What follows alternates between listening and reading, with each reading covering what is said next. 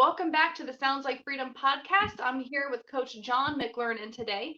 And Coach Jon is a weight loss coach and emotional eating expert who's lost 100 pounds. From nanotechnology researcher to Navy Marine engineer to globetrotting nomad, Coach Jon spent most of his life running from his true calling until one traumatic experience changed his life and relationship with God. Now he's on a mission to help others transform their health. With Freedom Nutrition Coaching, he marries the science of metabolism with the psychology of behavior change and the compassion of human connection to create life-changing transformation for his clients. Welcome, Jon. Hey, thank you so much. It's awesome to be here. And I guess I'm still doing the globe-trotting thing because I'm coming at you from Istanbul, Turkey presently. So Yes, it's that has to be such amazing and a fantastic adventure to be able to travel the world and to meet different cultures, different people. And I think with all of our differences with culture and backgrounds and experiences, there's still this common human connection, I think, that we all have. there is. The more that we're like appear to be different, the more we're really just the same. Mhm. An analogy that I would use, I actually just used with the client before this interview. There's a lot of, let's say, there's a lot of diets out there. There's a lot of ways of potentially eating healthy, but and they all have sort of unique characteristics or qualities to them, spanning from like raw food, vegan, all the way to fully carnivore and everything in between. But underlying all of those are some fundamental principles that remain unchanged with regards to our biology and what would represent a healthy lifestyle. And so I think with human beings, it's a lot like that as well. Like at the surface level, in terms of culture, like I'm currently in Turkey. I'd be interested to hear what people's ideas of what they think about Turkey as a country. I love it. It's one of my favorite countries to come and visit.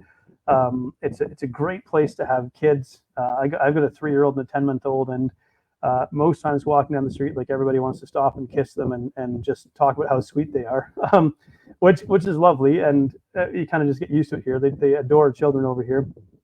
But yeah, there might be a lot of ideas of what it's like being over in a country like this, but it's incredibly safe here. It's a great place to be. People are very warm and hospitable when they're not looking for your tourist dollars.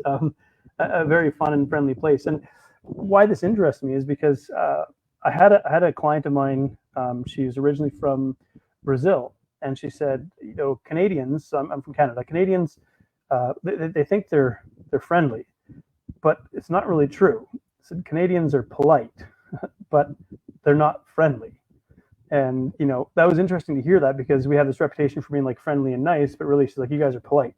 But like you come to Brazil and you'll see what like friendly actually is. Like we connect, we're boisterous, we have a good time, and whereas in Canada we're a lot more reserved. And so it is really interesting to see like different cultures and get a different perspective on life. That is interesting. And they say that even in the United States, I'm from the northeastern United States, and they say, you're just not friendly up there. You're not friendly up there. Come south. And there is definitely a difference once you go further south, how there the smiles and opening the doors and I mean just the little things that really set the tone, I think. And then I come back home to up north and it's like it is a little colder up here. It's not just the Yeah, temperature, you know. right. Yeah. I don't know if being in winter has a way of like dividing us a little bit or something. And of course in Canada we get some pretty harsh winters as well. I live in Alberta, so I'm just about an hour east of the Rocky Mountains, and so we get some pretty crazy cold winters. And yeah, maybe the fact that we walk around 8 months of the year bundled up like marshmallows, it's kind of hard to communicate with each other. Maybe there's something to that, but there's always a warm fire that you can There is, cozy up. there is. I'm Oh, grateful for oil and gas. Actually, I'll put that, like I'm really glad that we have a great natural gas network when we have like gas heated homes. And wow, it makes a difference when it's at 40 below. The temperature scales are the same, so 40 minus 40 Fahrenheit is the same as minus 40 Celsius. And yeah, you're pretty glad for a gas fireplace in days like that. that's good. Yeah, we have a gas fireplace in our house, and I grew up with a coal stove, and that was the way we heated our Okay. home. We had Yeah. electric based backup, but we used a coal stove. And I remember one time, I think my brother was 17, 18, and I was 16, 17, somewhere in there, and they decided they were going to go away for the weekend and try to teach us how to be a little bit more independent. That was one of their things that they did when we got old enough to do that. And And, we were teens and we weren't dad maintaining the fire all night. And so we let it go out. Oh no. And we woke up and it was so cold and it was so hard to get it started. And then, so that was the first night. The second night, okay, we're taking shifts. Who's gonna, do the Yeah. 2 a.m.? Yeah. Who's gonna be after 2, 3 a.m., making sure that thing doesn't go out again? Because we thought for sure we were not going to be able to get that thing started again. Yeah, that's the thing is once it's cold and out and very cold, it is really really difficult to do that. And so what a great lesson. And uh, I'm going to sound like a crotchety old man, even though I'm not that old yet. Thinking like we need kids to kind of have more experiences like that. I mean, I'm a father of two, and my boys are only like 3 and 10 months old. But I'm thinking, how am I going to help them to understand the realities of life?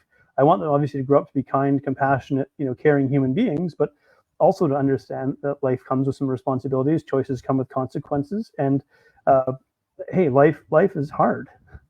Yeah. Yeah. I talked to them about that later. I said, that was a big step of trust to trust us with the house for a whole weekend. And they said, yeah, but if you're going to go to college the next year, and you're going to do a whole Right. year by Yeah. yourself, don't you think you should be able to do a weekend? And it's like a way to just try and train them and release Yeah. them Yeah. into independence. So I said, yeah, that's true. That's right. A, But a good little yes, test I run. am grateful for my gas fireplace. I just flip the switch and it's on. Yes. Yes. Although I find that when it's 40 below, if I didn't, now to be fair, we check the forecast. If it's going to drop to be super cold, we just start it up. But if we try to start it like minus 40, it is really difficult because you'll still have the wind blowing down the chimney and chilling that fireplace. And so, yeah, Yeah, we get it fired up before it hits that. for sure. So in your bio, you talked about a Yeah, traumatic experience that changed your life and changed your relationship with God. Can you tell us a little bit more about that? for sure. So it was more than 10 years ago now. We were traveling, my wife and I, we, at a certain point in time, I was in the Navy and I realized that I didn't want to be in the military anymore. I joke that the military produces divorced alcoholics.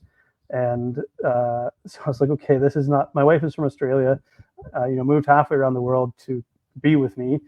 And I was like, this isn't what she signed up for, really. And so I came home one day and said, let's just teach English. Let's go travel the world. We didn't have kids at the time, and so we packed everything to a storage unit, hopped in a plane, flew down to Mexico, and kind of with no plan. We're like, are we nuts? Like, what are we doing? People usually like sort of settle down and buy a house and stuff like that. And here we just hopped on a plane, flew down to Mexico, um, started teaching English at a school in Guadalajara. And at that time, we met a fella from South Africa and became friends with him. And so later we went from Mexico to living in Italy and then living in Poland. And our South African friend actually came and lived with us and taught English in Poland with us. And then he was like, hey, why don't you come down to South Africa? And so we did that actually. And within 2 weeks of flying down to South Africa and starting the work that we were doing down there, I was violently attacked by four men who essentially were trying to beat me to death. And it was obviously a terrifying experience to go through. Nothing in life really prepares you for that. And and we can go. I don't mind discussing the details of it. I mean, sometimes it's not that valuable going in the nitty gritty, but in that experience, essentially what happened was we were teaching on a nature reserve. So we were staying overnight. There was a student dormitory. There was like a teacher's cabin. There was an instruction room and like a dining room and things like that. So there's sort of these series of buildings. And I was walking back from the dining room to the instructor's cabin. It was nighttime. It was dark. I was by myself. Everybody else was in the dining shed, probably 300 feet away from the cabin. Got to the cabin. The door was sort of nestled in the trees, and the door was slightly ajar. And I thought that was kind of weird, but okay, maybe I just didn't shut the door properly. Open the door. There's three guys in there. And still, my brain's not thinking like something's wrong in this situation here. I recognize one of the faces. He's one of the Rangers, but he wasn't wearing his uniform. He was off duty. So I thought, okay, maybe they came in to like fix something. It was a Monday. Maybe they'd forgotten to fix something on the weekend or something like that. I didn't see the fourth guy who was outside the cabin who jumped me and he smashed me over the head with a rock or a brick. And so that was the first realization that like something is terribly wrong in this situation. But still, your brain's trying to like, this can't be real. Like, what's happening here? He smashed me over the head again. Now I'm concussed and fell to the ground. And the others by this time had like jumped out of the building or out of the cabin, and they just started kicking and stomping and beating on me. And I was of course like screaming for help, but nobody could hear me. And so it was a situation where here it is, it's pitch black at night. I'm being attacked by 4 guys who were just basically trying to stomp me to death after smashing me over the head and nearly knocking me out, and screaming for help. Nobody's hearing me, and like nobody's coming to save me. And I had this thought in my head, like I can't die tonight, because if I die tonight, I might find my soul in hell, and that's a really like scary thought to have. And I really believe obviously God gave me the strength to fight my way back to my feet, and because I don't know how you fight off 4 guys, honestly. Like I'm a pretty big guy, but like yeah. And so I managed to fight my way to my feet. Somehow I didn't get knocked out. I was badly concussed and bleeding, but they didn't stab me. They had knives, but somehow they hadn't stabbed me yet. And I managed to like sort of stumble my way over to where everybody else was in the dining building. And for some reason, they didn't chase me. They could have. And so we ended up being like trapped in that building. Like I didn't know how many, at that point, I didn't know how many guys were out there, because they can travel in like roving gangs of like 15 or 20 in South Africa. And this is a normal thing for them to do. Like it wasn't a unique experience to me necessarily. They didn't know who I was. I didn't know who they were. But South Africa is like a very corrupt country. It's this beautiful country. The country's a tragedy is really what it is. That's probably the best way to describe it. And so, but the reason they attacked me like in that way, I like to say that I'm a representation of something that they felt had historically oppressed them. Of course, they didn't know me. They didn't know I was Canadian. They didn't know I had nothing to do with apartheid or anything like that. But because of that, culturally, instead of just like shooting you or maybe stabbing you a couple of times and leaving you lying in the street, they want to beat you to death. So they want to prolong the suffering and prolong the experience and make you suffer and realize their power over you in that situation while they're slowly beating the life out of you, basically. And so, oddly enough, that cultural tendency is the reason that I'm probably still alive today. And I learned later that night from one of the cops that showed up when they finally did, that these guys had murdered another white guy the night before. So they were just like kind of on the loose, this roving gang like doing this. And the fact that one of the Rangers was in on this like just points to kind of the corruption that exists within South Africa. And so, but the physical experience itself is like difficult enough, but then comes like the fallout from that, the trauma, the PTSD, and the patterns of behavior that like I was entirely unequipped. I didn't even really know about trauma. I'd heard of people going through hard experiences, but I didn't understand it. And so I didn't really understand what was starting to go on in my brain and on my mind. And like the physical damage heals, but the mind takes a lot longer to heal. And so that began probably, I'm going to say, like a decade of a lot of darkness and mental health struggles, because I didn't know how to deal with like what had happened to me.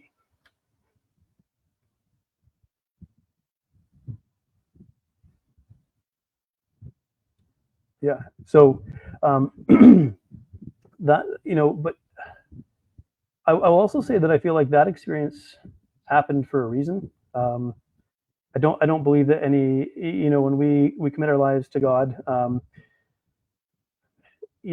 every experience in God's hands can be turned into something positive, which would be, I mean, sometimes I find it a surprising thing to say, because I'm not going to put up my hand and say, oh boy, I'd like to go through that again. I really hope that I only ever have to go through that once in my life. But what kind of was revealed to me that night, I would say, is that I was I would call it a cerebral Christian. So in other words, I could cite Bible verses, I could talk about things that sounded Christian, like I'm a pretty intelligent guy, I've got a very good memory, and I'm a reasonably good speaker, and so I can sound like a good Christian. But that night, I felt like that message that Belshazzar got from like the handwriting on the wall, you've been weighed in the balances and found wanting. And it was like the reason why I felt like, if I died that night, my soul would be bound for hell. And that sounds like and it is a terrifying thing. Like, I mean, and I feel like I actually got a small like just fractional taste of hell that night, like screaming for help and nobody coming to help me in like utter darkness, you know, um, was because really I had essentially been like protecting my heart and protecting myself and like shielding myself and not yielding myself to God, like kind of following the rules like a good Christian would appear to do. And again, being able to say the right things, but like keeping my heart to myself, if I could put it that way. And so that experience really kind of revealed that to me. And I don't want to say, I mean, it'd be nice to say I was like, oh wow, there's this, overnight transformation, and all of a sudden my life with my relationship with God was dramatically different that from that day forward. It's like no, there's a process to go through to try to even like work through like what the heck happened to me, what did I just go through, it was quite a while to kind of consolidate all of that. In fact, it was a number of years to really consolidate all of that. And so, yeah, that obviously left a very permanent mark on my life and even like ultimately what I do today as a professional. Absolutely. And I love what you said there, where you just to kind of pull out, you talked about it as a process and Mhm. you had an experience, but then you had to go through a process. And Mhm. I think that sometimes we miss that. And we want that experience to just kind of kick in and be what we need it to be. But real transformation only happens through a process. Yes, Um, yeah, we're the more that I sort of go through this work that I do as a coach, really, which I like to say to people, I'm a guide by your side, not a sage on the stage. Coaching is really about facilitating people through a transformation journey because it's incredibly difficult to do it by yourself. In fact, it's nearly impossible. Um, Coaching is such a wonderful thing when you have a really high quality, impactful coach in your corner. There's something about creating human connection and creating a sense of trust, creating a safe environment to go through the messiness that is like a transformational change. It is not the like I'll give you an analogy here. It's not a pretty one, but anyways. But this is what I try to explain to people, and I say, look, if this doesn't scare you away, let's work together. So here's my the first part of it is what I kind of picture most people would kind of like. So they're standing in front of this tunnel of sewage, and it's about waist deep, and they're hoping that I'm going to come riding up on a unicorn, and I've got a second one with me, and they're going to hop on this other unicorn. We're going to climb the rainbow bridge up to the clouds, and we're just going to ride from cloud to cloud, crossing rainbow bridges and so on, and then come down the other side. We've totally avoided this tunnel of sewage, and on the other side, they are transformed. And it's like we would like life to pause and all the stars to align and all the circumstances to be perfect so we can kind of effortlessly and painlessly go through this transformation process and then come out the other side fixed. And it's like, well, it doesn't work like that. So then the other alternative is you're standing in front of this tunnel, it's waist deep sewage, you got some hip waders on, and you're all set to go slogging through this mess. It's dark, it's smelly, it's just a slog, and it's not fun and it's not comfortable. And now I show up and I've got a couple of kayaks. So we're still going to go through that tunnel of sewage, but it's going to be a little bit smoother process than if you're trying to wade through this all by yourself. You've got a guide with you, beside you. You still got to row your own kayak though. Like I can't row your boat for you. You got to do that. And I brought headlamps so we can shine a light. We can see where we're going. The tunnel is not straight though, so you can't actually see the other side of it. Like we want the security and predictability of knowing there's going to be this exact outcome at this time. Unfortunately, it doesn't really look like that.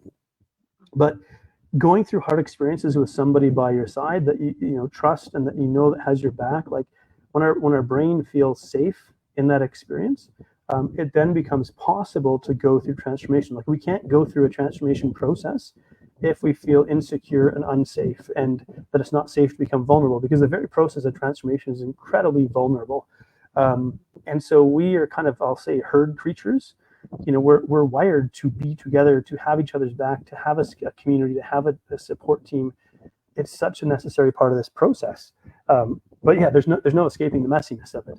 It just so happens that I'm a highly experienced tunnel of sewage navigator. I've gone through a lot of people's tunnels with them, heard a lot of messiness, guided people through a lot of messiness. I went through my own tunnel of messiness for almost 10 years of my life, trying to figure my way out of this. And but I will say it's well worth it. Like we come out, we cannot like grow and change without some degree of suffering and discomfort. It doesn't mean that it's constant abject misery nonstop. But the process is going to be hard. It's going to be uncomfortable. We're going to dig up some stuff. We're going to work through some stuff. Like, I on the surface, let's say I'm a weight loss coach. But I joke that's the cover story. Because everybody's relationship with food is really just a surface level indication of a deeper relationship to self, a deeper relationship to the world around them, and so on. And food is just a tool in this context. It's just a tool for, it's like somebody's coping mechanism for something. And so, we can't just, all the information in the world on how to eat healthy already exists on the internet. You're not going to hear something from me that you've never, ever heard before with regards to what healthy eating might look like. Like, the information already exists. So we're not living with an information problem when it comes to going through the transformation process. We're living with an implementation problem. How do we take this piece of information that we know and make it relevant to ourselves, our lives, our personal unique experience in a way that actually makes sense and is doable? So that's the challenge that we find ourselves with. So if you're prepared to go through a messy, uncomfortable process, then maybe the time is right to sort of embark on a kind of journey. But the one thing I can't do is I can't change people for them. I can't do the work for people. But what a coach does is helps to, like, I use my experience to help people best utilize their time and their energy. Let's pick an athlete, Steph Curry. Maybe most people know he's a basketball player. He's a pretty good basketball player. Steph Curry has a shooting coach. Now, do you think Steph Curry is, now for those who don't know, Steph Curry is a professional basketball player. He's probably the best three-point shooter in the history of the game. He has a shooting coach. Now, his shooting coach probably can't shoot as well as Steph Curry can. Doesn't matter. Steph Curry still needs that perspective because a shooting coach can see things that he can't because he's looking from a totally different perspective. His mind is not trapped in Steph Curry's mind with all emotions and struggles and things like that. So there's a freedom there. A coach can see things that somebody else can't. And so the ability to present like a different perspective and be totally unencumbered by the emotional baggage that every one of us carries, it's a really, really valuable asset to have in your side. Absolutely. Now you mentioned, I just kind of want to go back. You mentioned trauma and you mentioned the mess and you mentioned trust. And trust is so important to transformation and to that growth. In any system, whether it's an individual system or it's a network system or workplace system, trust is so key. But how do you get somebody who's been through trauma? Because a lot of times, especially if it's like a prolonged trauma, they really struggle with trust. I mean, just 100%. So how do you kind of coach them through that very beginning step so that they can trust you for the rest? I think a big part of it is, well, for one thing, whenever we connect with somebody, even in a virtual setting like this, there is an exchange of energy. As I don't know, woo-woo or nebulous, however we want to describe it as it sounds, like us in this very conversation right now, there is an exchange of energy happening. We can feel it. You can sense the energy that I'm bringing into this conversation, even though I'm another continent away, right? So we get a sense of the person that we're interacting with. And so for me, it's absolutely essential to bring a compassionate and a safe energy into the conversation to begin with. To earn someone's trust, like there isn't really a shortcut to it, but people can feel a sense of like, okay, this person has been through something somewhat similar to what I've been through. So there's a level of understanding that doesn't come from reading a book. There's something about lived experience. Yes, my trauma might be different than yours, the duration, the frequency, all these sorts of things, but I know what that lived experience is like. So it's like, okay, when I share something, like this person's going to understand me and probably not judge me. Okay, so that lowers a little bit of a barrier. I'm a recovered binge eating food addict. So it's like, okay, this guy's been through this guy's got a messy past too. I've wrestled with PTSD, with depression, with anxiety and panic attacks. Like I've went through a lot of mental health struggles. Okay, he's going to understand to some degree because, so now when I come and I say, hey, this is what I'm struggling with, I'm not going to be judged. One of the biggest things that really shuts people down is this fear of like, if I tell you about this thing that I did and you're just going to tell me off or tell me that I'm wrong or tell me that I'm terrible or things like that immediately shuts people down. And I say to people, look, I don't care what you did. I'm not here to judge you for it. Judgment makes us want to hide our behaviors. That's all it does. Judgment does not create like the desire to change our behaviors. We could talk about judgment in a Christian context in maybe another avenue here, but in this context, judgment does nothing, right? But neither is enabling. So I'm going to give you an example. So let's just say I come over to your place and you're halfway through a cake that you bought from the grocery store. Like literally, you've polished off half a cake.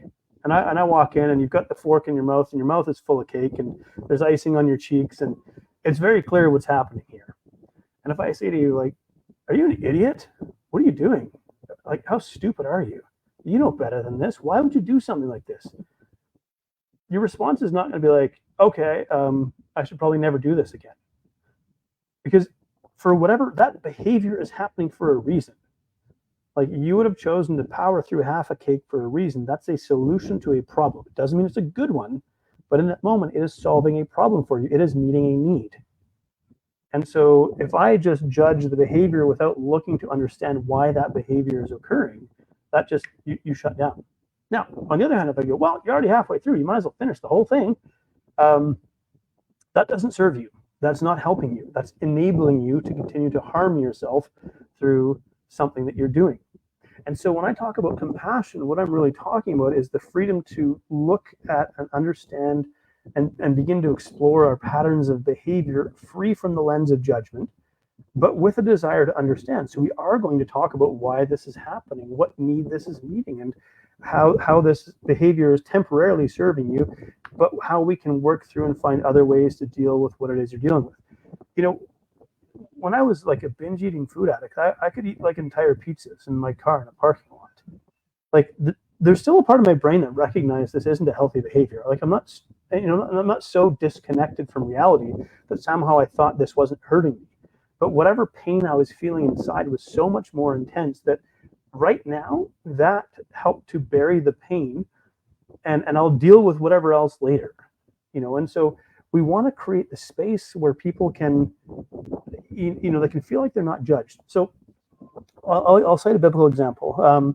The woman that was caught in adultery and under Jewish law was worthy to be stoned to death, perhaps.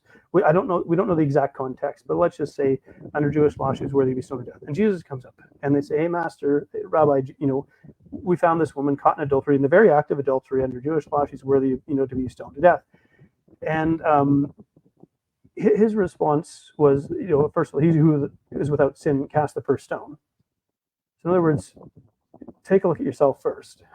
And thankfully, they all had an honest enough heart to look within themselves and realize, okay, and they dropped their stones and walked away. So then he's left with this woman. And what does Jesus do? He didn't say, well, keep doing the thing that's hurting you. But I'm paraphrasing, obviously, but he said, I know why you're doing this. I'm going to help you and I'm going to empower you in such a way that you don't need to do this anymore to meet whatever need you're trying to meet. So he didn't judge her. He didn't say, okay, I'm going to be the one that stones you to death. But he said, I understand why you're doing this. I don't want you to keep doing this because it is hurting you. But I'm also going to help you and I'm going to empower you to change your behavior and meet this need in a way that is far beyond what you would maybe have even believed was possible. And it's incredible. Obviously, I'm not trying to align, say that I do it in a very like smaller context than this. But essentially, compassion allows us, again, to look at this behavior and go, like, can I help you to, first of all, understand this need, learn how to address this need in a different way? Because here's the thing, even once you go through a transformation journey, it's not like all your struggles end. Just because I lost a bunch of weight doesn't mean that all my struggles end. I live with a certain biological reality every day of my life that I kind of have to keep at bay. And I have better tools. I have a better frame of mind. I have a better understanding. I have much more self-compassion. I used to hate myself, which I used to struggle very, very deeply with self-loathing, and I was sometimes like spite eating and just like forcing myself to eat out of hatred for myself and my body. And it's almost hurts to think about that was the state that I was in. And felt like I was the most unlovable human being on the planet, And so it took somebody showing me compassion for me to understand what compassion looks like. I couldn't find it within myself. But when I hired a coach, and I thought I was hiring the coach because I'm like, okay, maybe he'll teach me how to get buff or whatever. I kind of already knew, but like maybe he had something I didn't know or whatever. The last thing I expected was this guy was gonna show me compassion. When he would hear about my binge eating episodes, and I would break down and kind of tell him what took place, that he wasn't going to verbally berate me and tell me what a hopeless loser I was or anything like that. He was like, okay, tell me more about that. What was going on that day? Let's, and I wasn't judged. And so he modeled for me compassion. So I began to learn compassion for myself. So going back to the woman caught in adultery, Jesus modeled compassion. This is what it actually looks like. Compassion is not enabling, so it's not suggesting that you continue in the behavior that's hurting you. But he wasn't judging her either. Judgment is for later. Right now, let's empower you to create change in your life. Absolutely. And I love everything that you said. And it's so key. There's so many keys there. I hope I remember to pull them all out. That and the Bible verse that kept coming to my mind was that mercy triumphs over judgment. I think it's such a human tendency to judge. But you're right, reaching out with that mercy and that compassion, because it was, and the Bible says it was out of the compassion that Jesus reached out and healed. That's what changed. That's what got people to the next place that they needed to go and empowered them, was that compassion.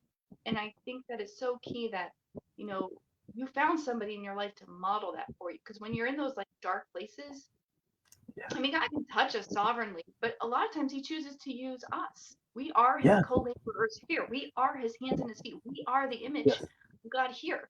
And we are supposed to represent him here. So he often will bring somebody into our lives that will model that grace and model that compassion and light the way, and be that person that cheerleads us on to the next. And I love that you said that. And I was thinking as you went into like, oh, my self-hatred, that was it. That's the key.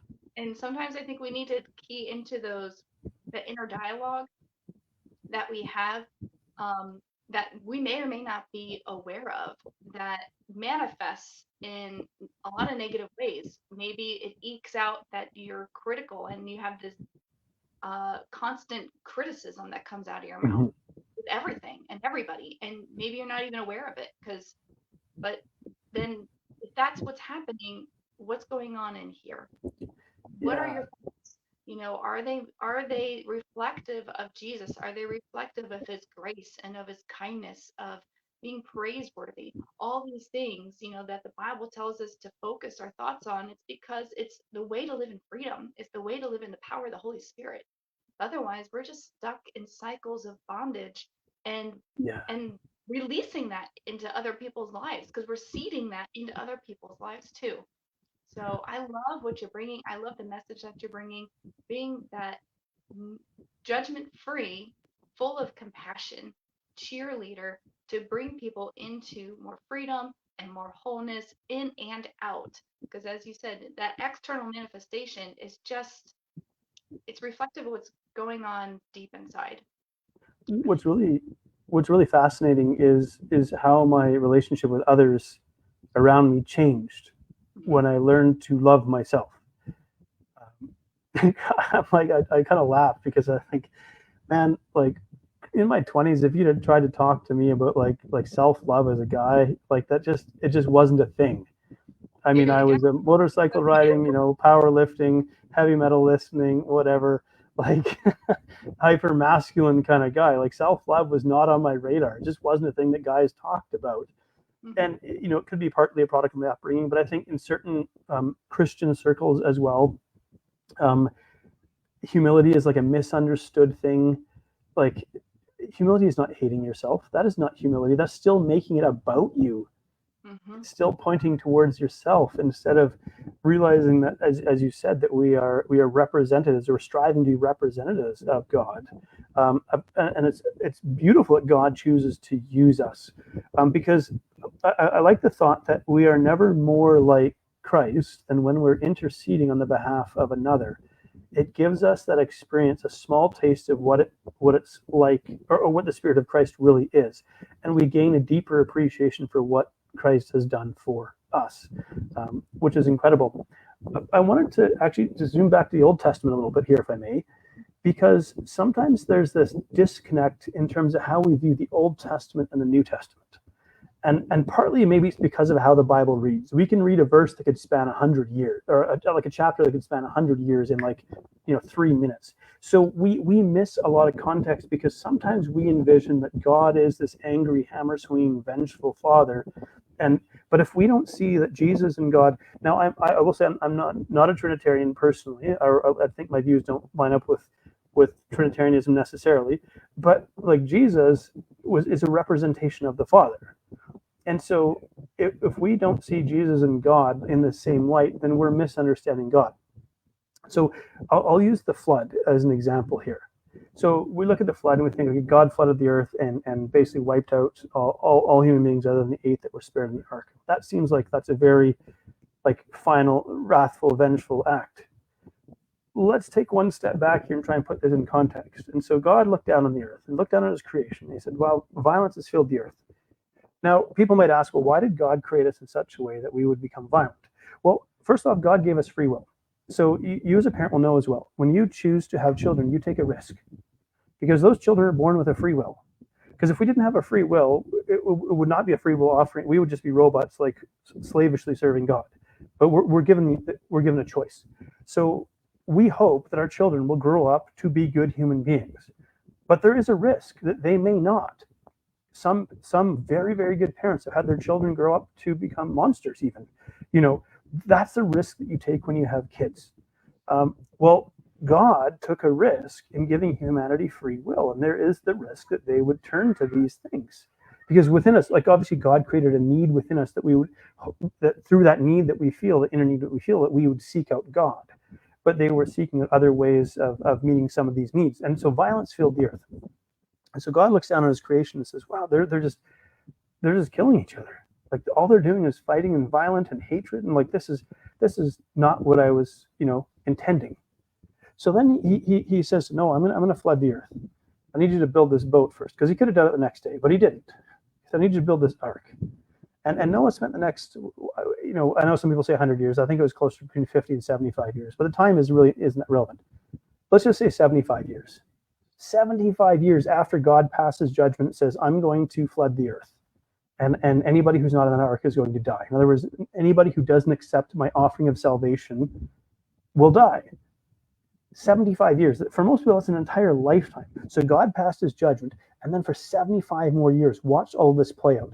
Now you got this crazy guy in the desert. In fact, where I'm in Turkey, it was probably somewhere near here was where he might have been doing this. Of course, you think they're not going to talk about this? Hey, there's this crazy guy building a boat in the middle of the desert, says that God's going to flood the earth. Everybody would have been talking about this crazy. People would have come to see this guy doing this thing. And he's saying, hey, you got to change your ways.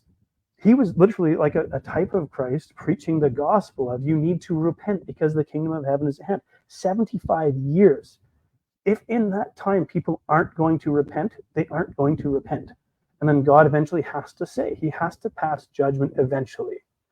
And so every one of us has a finite lifespan on this earth, and there comes an eventual time where God's going to pass judgment. But right now, while we're alive, we live under the time of mercy. And I often equate mercy to time, because truth doesn't change, right? Truth is eternally unchanging, which is one of the wonderful things about truth. It is absolutely unchanging. But the problem with that, or the difficulty with that, is that truth is rock hard.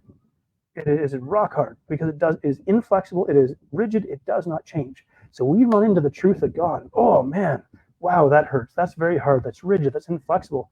So then God gives us time, mercy, for us to, go through his work of transformation in us to get to this place where we come to know, accept, and not only that, but to love the truth of God. But he gives us time because he recognizes this is a process, that we're all going on.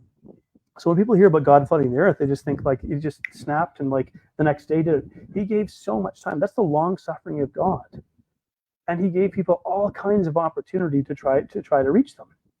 But there does come an eventual time where God will pass judgment, because ultimately I believe the purpose of life is not this life itself, but the life that comes after it. This is the testing ground, the proving ground. This is where we come to know God, come to accept, and come to appreciate and love. And for those who don't want God in their life right now, if you already don't want God in your life, what would eternity with God be like? It would be torture for you because you didn't want God.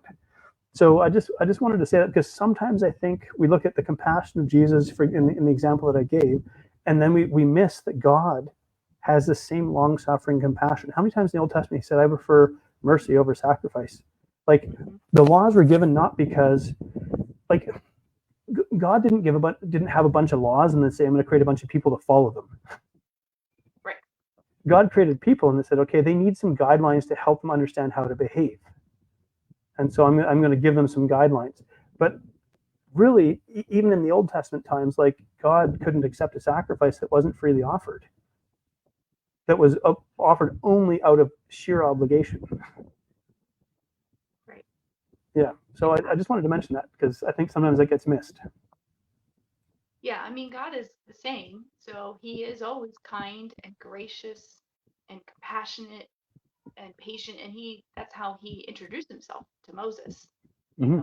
His glory, he called his goodness. So yeah, he's the same God. He's still patient and long suffering. Love that you had that time. Like, guys, this was like a long time. It was a lifetime or two that Yeah. Yeah. God spoke this.